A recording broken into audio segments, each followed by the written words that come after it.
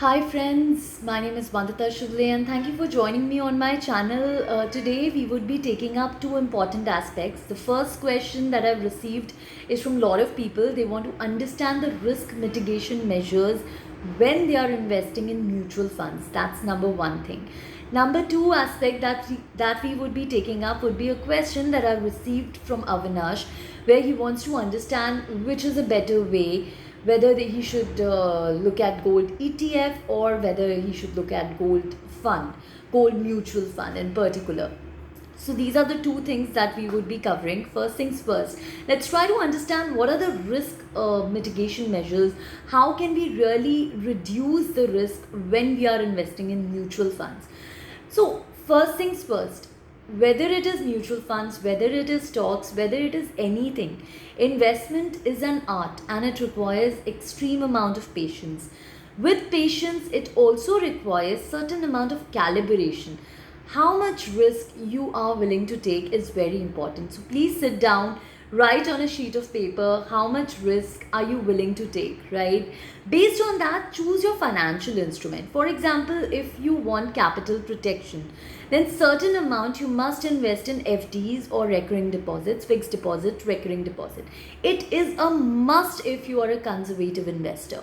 Conservative as in you are not willing to take any kind of risk, right? So it's important.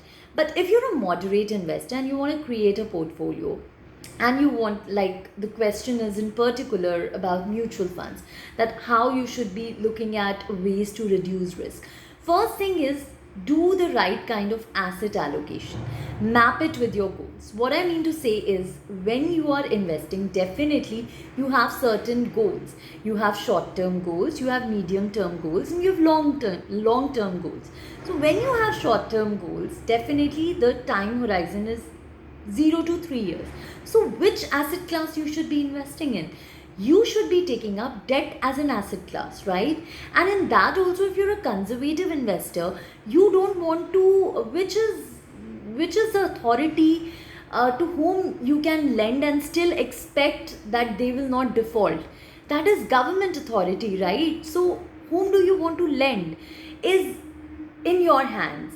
And how do you choose debt papers even in the debt asset class is very, very important. So that is an important point when you are even choosing a debt as an asset class. And debt as an asset class is very important if you have short term goal, and also even if you're looking at longer term goal, then debt provides that kind of cushioning in your portfolio. So debt, certain part in debt, while you do an asset allocation, is very important. In fact, as your age grows more, right, you should have more allocation in debt and less in equity. It's a thumb rule also, but it's not like a hard and fast rule, because if it's an aggressive investor who's willing to take risk, who wants growth, who wants returns, then definitely equity is an asset class for you. But even when it's equity as an asset class, you need to work on the time horizon. You need to let those market caps grow, right? So time horizon, by increasing the time horizon, you can reduce the risk. It is inversely proportional. Time horizon is inversely proportional to the kind of risk you're willing to take, right? So this is an important factor. Debt, equity, these are the two asset classes that you got. But what about other asset classes? Why not gold? Why I say gold is an important asset class is very simple. What if inflation comes in picture? Obviously it will come in picture. Today maybe inflation is not there. What if after this pandemic is over, all of a sudden consumer spending goes up, inflation goes up? What happens then? Obviously inflation will come into place, because right now the spending is not there. In order to keep that kind of balance, inflation will come. How do you hedge against inflation? When inflation comes in picture, the value of money, right, the rupee that you're having now, it goes down. Which is an instrument that will stay intact and still will remain liquid? It is gold. It will not lose the value. So gold as an asset class also, you should have certain allocation. It is very important. So right amount of asset, which assets you're choosing, how much percentage. If you're not aware of the percentage, check with an advisor which is the right asset allocation allocation strategy for you. So this is again a very very important point that I wanted to mention. Let's move on to the second part now. So as we know, two ways by which you can reduce your reduce the kind of risk. First we discussed was right asset allocation. Second, by increasing the time horizon. Third part plays a very important role here by looking at various ratios, parameters. When you study anything, even a scheme information document, you must be looking at a meter over there: low, medium, high risk. Look at your risk, map it. It's very clearly mentioned in a mutual fund, whatever fund you are taking up, that it's a high risk thing. So if you're not a risk taker, why do you want to go with it, right? When it's clearly mentioned. But apart from that also, look at the alpha of the fund. Alpha of the fund is what? Alpha is, if it is 5, it means it will outperform the market by 5%. If it is in negative, it will not give you those kind of returns. Look at those kind of things. Look at beta. Beta gives you an idea of the volatility in the market. Higher beta means higher volatility of that particular stock or of that particular fund. So beta plays a very very important role. Sharp ratio, the risk adjusted returns. If you're willing to take that kind of risk, are you getting those kind of returns? Whether that fund will give you that or not, it plays a very very important role. Look at standard deviation. Even when you are looking at a stock, not even even in mutual fund, a lot of stocks, you need to look at certain ratios. You need to look at the PE, price to earning ratio. If it is too high, it means it's overvalued. Is it a right time to invest in that particular stock? Understand those kind of things. When I say PBR, price to book ratio, it gives you an idea of the business valuation. When is the right time to enter the market? When business valuation is equivalent to market valuation. So if the PBR, idle PBR should be 0.85. If the PBR is too high, is it a good way to invest? These are the things to look at when you are investing. So look at those parameters, study them well whenever you are investing. Studying and staying aware will reduce the risk that you want to take, right? So that's number 3, very very important thing. Number 4 that plays a very very important role is the kind of sectors that you choose when you are looking at a particular fund, or even when you are looking at stocks. There's certain stocks and sectors which are cyclical. There's certain stocks and funds funds no sectors which are non-cyclical or defensive. Cyclical are what? In very layman language, cyclical are the ones which get affected by the economic scenario, by the macroeconomics. If the economy is not doing well, your cyclical sectors or stocks will go down. What are cyclical stocks? Cyclical are affected by economy. So what can they be? If I have money today, I can spend, right? Because the economy is doing too well. So I can spend, the consumer can spend. What will they buy? They will buy a house. They will buy a car. So automobile, real estate, these are cyclical sectors. Infrastructure, construction, these are cyclical sectors. What about the other things? Non-cyclical. What are defensive stocks? These are the stocks that will again act as a cushion.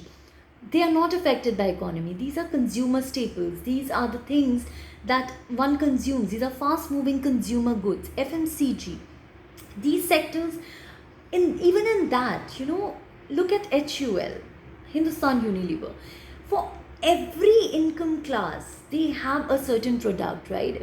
If someone is from a full, cannot afford anything, he can still afford a Lifebuoy soap, right? You will see even in villages and slum areas people using that.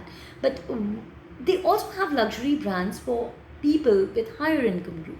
So look at those kind of things when you're choosing even your defensive stocks.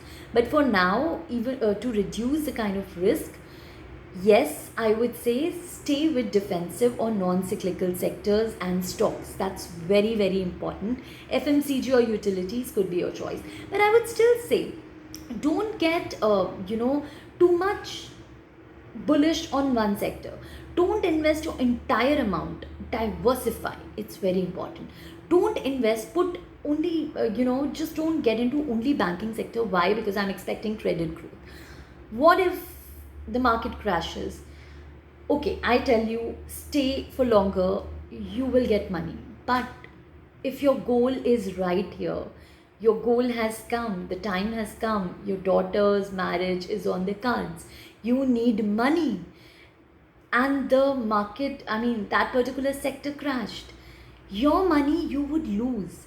How can you mitigate risk here? By diversifying, by adding more sectors, right? So diversify in the right manner and stay with defensive stocks if you're a conservative investor. Because autos and real estates do well only when the economy is doing amazingly well. Yes, you get great returns. You get your reward for taking that kind of risk. But are you willing to take that risk? Is the question. I cannot answer that. You need to answer that for yourself. So these are very, very important points. Right balancing. Look at the portfolio. How much is it churning? If the turnover ratio is too much, maybe the fund manager is not doing his job well. Your charges, everything that he's doing involves charges, and who's paying for that? You pay for that. So be very, very vigilant on that front. This is my suggestion to all of you. These are certain things that you could work on to reduce the risk. But I would still say that mutual funds are subject to risk, so have certain portion in FDs or fixed deposits or recurring deposits for the kind of capital protection. Build your portfolio in the right manner, and I hope that this would have answered. This would have helped you in understanding which sectors you could go for, and I hope this would have answered. Let's move on to the second part now, where Avinash has asked me which is a better way, to invest. See, both are goods, gold ETF versus gold mutual funds. Where he should be putting. See, I don't know, but I can tell you the difference between the two. When it comes to gold mutual funds, you don't really need a demat account. It's an open-ended fund. When it comes to gold ETF, you need a demat account. Number two, gold mutual fund, it's dependent on the NAV, right? So NAV, when it comes after the trading hours are over, then the NAV comes into picture. So they are not very close. They are close to the gold prices, but not as close as gold ETF, because gold ETF is on exchanges. You can work on it during the trading hours, right? You can buy, sell your units, whatever you want to do, you can do it on the exchanges during the trading hours. So it is very, it's more closer to the gold prices. Number three, very important point here is that when it comes to expense ratio, gold ETFs are definitely lower. The expense ratio of gold ETFs are lower than gold mutual fund. Gold ETF is like, obviously there's certain charges because you are buying and selling on the exchanges, so other kind of charges would come into place, but expense ratio is lower than gold mutual fund. Other thing is, 1 unit of gold ETF is equivalent to 1 gram of gold, and it's easily, you can convert it into metal anytime. But when it comes to gold mutual funds, since it's linked to the NAV, it's done in the multiple of rupees, and you really have to wait for the next day. So at that particular price, if you just want it at that 57,000, maybe right now it's 50,000 today the price, but that moment if it was 52,000, you might miss it, right? And after some time, if it goes to 50,000, then that difference comes into place. So that is one disadvantage. I always like gold ETF more than gold mutual fund. Gold mutual fund is for people who are not well versed with the exchanges. So for them, gold mutual fund works well. Little difference, but still, it's okay. Apart from that, I would say that there's another important thing, that you cannot do SIPs in gold ETF, but you can do SIPs in gold mutual fund. That you could definitely do. And one important point here is the kind of liquidity. I think gold ETFs are more liquid than gold mutual funds. Why? Because you can convert it anytime, it's on the exchanges, into metal, but you can't do that immediately with a gold mutual fund.